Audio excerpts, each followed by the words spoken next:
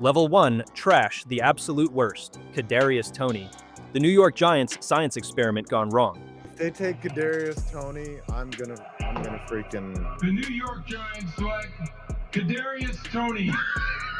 Drafted 20th overall in 2021, he's been on 3 teams in 4 seasons and still has fewer career receiving yards than most decent tight ends manage in a season. Least surprising stat, 82 catches for 760 yards over 35 games. In modern football, that's somehow both sad and impressive.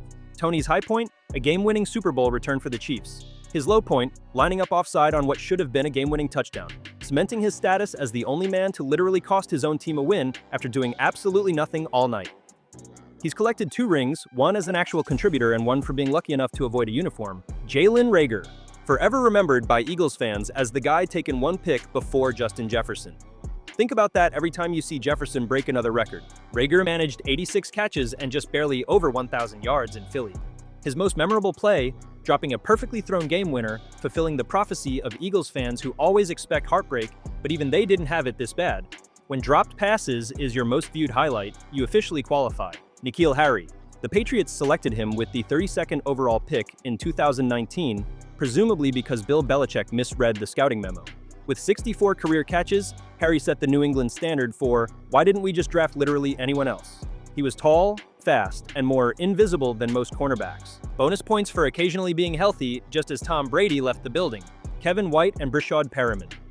White was selected 7th overall by Chicago in 2015, promptly spent more time hurt than healthy, and was last seen as a practice squad throw-in. Perriman, picked 26th, missed his rookie year with a knee injury and then established a brand around so much potential, so much disappointment. If wide receiver busts were a collectible card game, these 2 would be the rare holographic misprints. Level 2, Bad, the miscast, and the forgotten. JuJu Smith-Schuster. In 2018, he looked like the future of the Steelers, topping 1,400 yards as Antonio Brown's sidekick.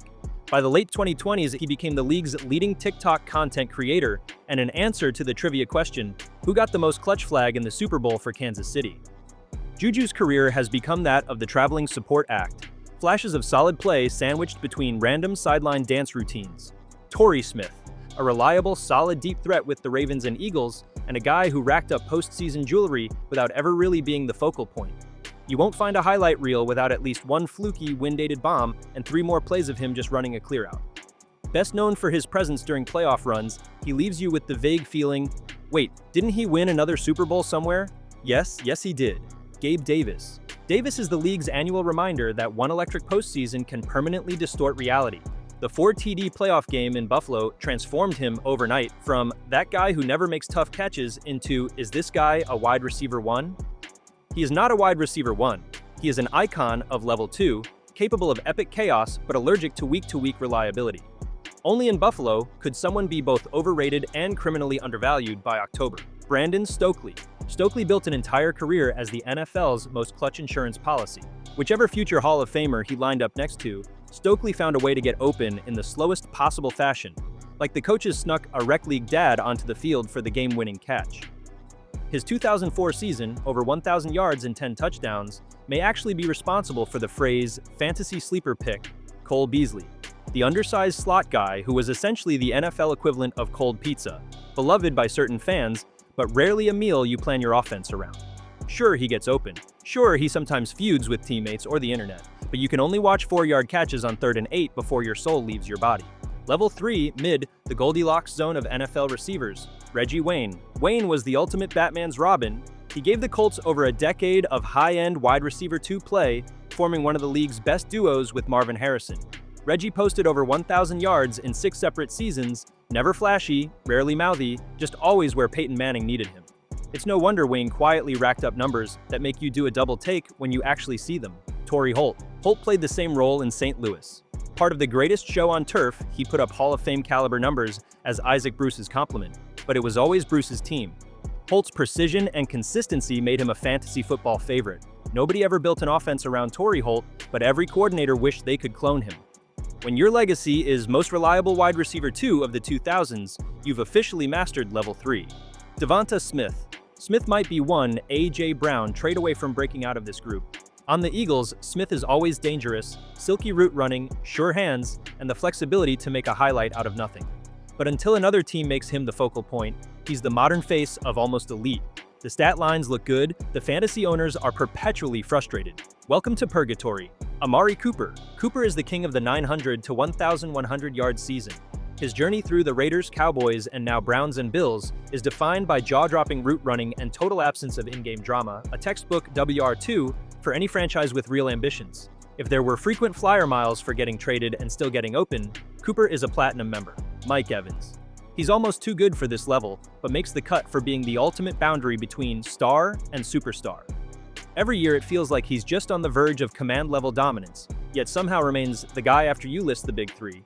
He might be the most consistent touchdown threat of his era, but history is cruel to those who rack up numbers quietly in Tampa Bay. Level 4, okay, the reluctant focal points. DK Metcalf. Metcalf is possibly the league's densest puzzle, a receiver who scares cornerbacks, delights fantasy managers, and still makes Seahawks fans nervous every time he tries to catch a routine 5-yard out. His 2020 season, 83 catches, 1,303 yards, 10 touchdowns, looked like the dawn of a new megastar, and then the what-if tape started. What if he had consistent quarterback play? What if penalties didn't wipe out half the big plays? What if he ran every route at full speed? DK is what happens when you genetically engineer a top receiver and then teach him geometry with meme videos instead of root trees. Keenan Allen. Allen was the rock for the Chargers, then did the same in Chicago. He doesn't have DK's highlights, just an endless loop of chain-moving catches and sighs of relief from whichever third-string QB ended up throwing him passes. Multiple Pro Bowl nods, countless 90-catch seasons, and barely a signature celebration make Allen the league's poster boy for, I didn't even realize he had 1,250 yards again. Terry McLaurin. McLaurin plays in a permanent state of quarterback panic, yet the Commanders' lone offensive constant. Every fall, a new quarterback of the future arrives in DC, followed by McLaurin's yearly 1,000-plus yard season and a polite request from fans to please get this man some help. McLaurin is elusive, tough, and specializes in making bad offenses look at least competent for one more year. Amon-Ra St. Brown. St. Brown has willed the modern Detroit offense into something resembling respectability. Drafted for his grit and relentless route running, St. Brown is best known for catching everything in his zip code and then immediately reminding the world who passed on him in the draft. If you want a motivational speech or a 7-catch, 85-yard game, St. Brown delivers both on a weekly basis. Davante Adams, the ultimate technician. Adams' catch radius is a rumor, his route tree is a family tree, and if you believe almost any Raiders or Packers quarterback to ever play with him, he's open even when he isn't. Did he transcend to the next level? Not quite.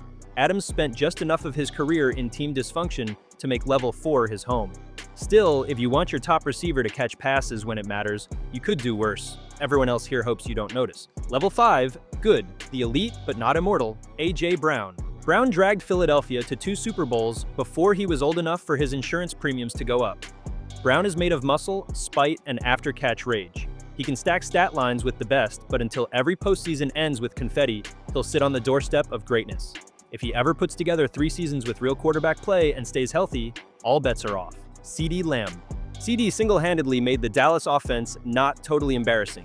Every time you need a first down, a game-changing catch, or proof that the Cowboys don't actually need their ancient tight ends, Lamb appears out of nowhere with 11-plus catch games and top-tier fantasy finishes.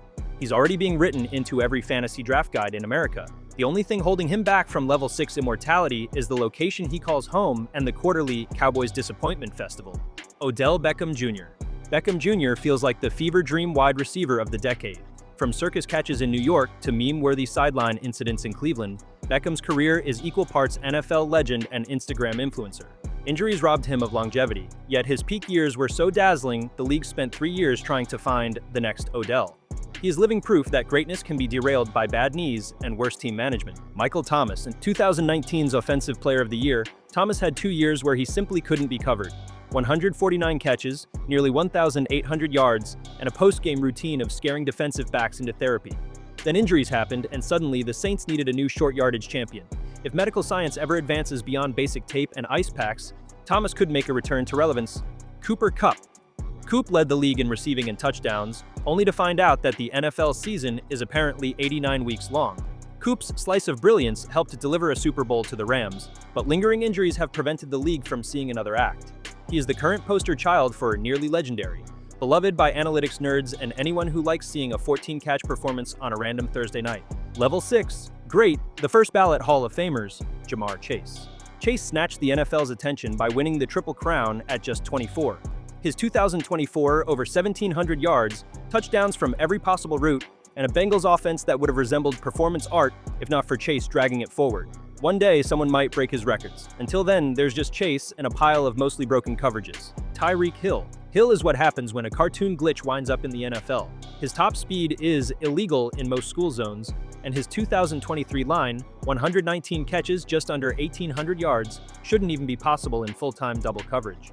Every coordinator who's game planned for Hill leaves, having experienced at least one existential crisis. Larry Fitzgerald. Fitzgerald makes the Hall of Fame's How Did That Happen tape, with hands that absorbed more first downs than some franchises get in a decade. His 2008 playoff masterpiece, 30 catches, 546 yards, and 7 touchdowns in 4 games. The Cardinals, yes, the Cardinals, rode Fitzgerald to a Super Bowl appearance, essentially giving Larry their entire offense and hoping he could break 5 tackles per snap. Julio Jones. Jones combined supervillain size with Olympic-level speed and separation. At his best, Jones basically ruined careers. 5 straight seasons over 1,400 yards is a stat line from a video game. Every fantasy drafter's heartbreak was not knowing which Sunday he'd break out for 250 yards and which he'd take off for maintenance. Julio is the rare receiver who defied physics, strategy, and even his own hamstrings. Justin Jefferson. A route runner so sharp he's eligible for landscape architecture certification. Multiple All-Pros, over 7,400 yards in his first 5 years, and a 2022 Offensive Player of the Year trophy already in the bag. If he somehow avoids the injuries and team chaos stalking most level 5 guys, Jefferson's Canton ticket is already in draft mode. Antonio Brown. Antonio Brown is the Hall of Fame debate personified. Absolutely unstoppable for half a decade. Led the league in almost everything. Routinely embarrassed every cornerback he faced. Then went on a legendary journey through football's tabloid section. Talent-wise, easy level 6, career arc, the cautionary tale that launches 1,000 what-if podcasts. Level 7, best football immortality, Jerry Rice. Jerry Rice is the undisputed Big Bang of the receiver universe. Owner of more records than an actual record store, Rice set the all-time marks in receptions, yards, and touchdowns, and somehow did it with a 2-decade reign of pure, uncut dominance. His route running has been studied more than most undergraduate science textbooks. Every stat site has given up building new metrics to quantify his impact and now just calls it Rice mode. Randy Moss. Moss is the walking cheat code. His 2007 season, 23 touchdowns, a number so cartoonish it should be in the Guinness Book of Ridiculous, redefined what wide open actually means. Moss made entire secondaries lay awake at night, haunted by the phrase, "You got mossed." Nobody else warped defensive strategy or changed a game script mid-play like Randy. Terrell Owens. Part superhero, part supervillain, all productivity. Over 15,000 yards, 153 touchdowns, and the rare ability to instantly become every team's best weapon, and critics' favorite topic. T.O. handed in all-star performances in multiple cities, never found a system he couldn't bend to his will, and weaponized drama so effectively that analysts are still recovering. Calvin Johnson. Better known as Megatron, Johnson gave us a 3-year stretch of physically impossible production, 1,600, then 1,900, then 1,400 yards. At 6'5" and running faster than your favorite corner, Johnson finished with over 11,000 yards and did more for the Detroit Lions offense than most GMs managed in their entire career. His catch radius still haunts retired defenders. Subscribe for more position judgment and criticism across all our favorite sports.